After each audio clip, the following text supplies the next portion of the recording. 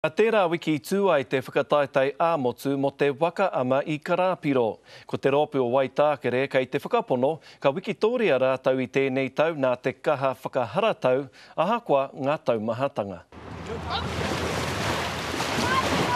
Koinei te wā tuatahi ka kawe atu e Māori tere tōna ake kapa ki te whakataetai ā-motu mo te waka ama a tērā wiki.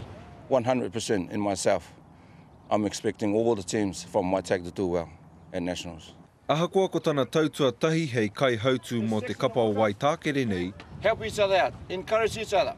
Ko tana aki nui kia upoko māro ngā kai hoi.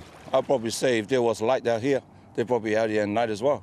Kua ako hoki ana kai hoi, mei kore e whakaharatau, kaore eke.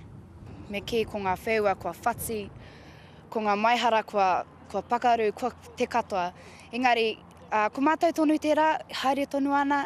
Ko tētahi o ngā mea nui hoki kua whakapōraru ko te āwhā I tau mai ki tāmaki I te tau hau.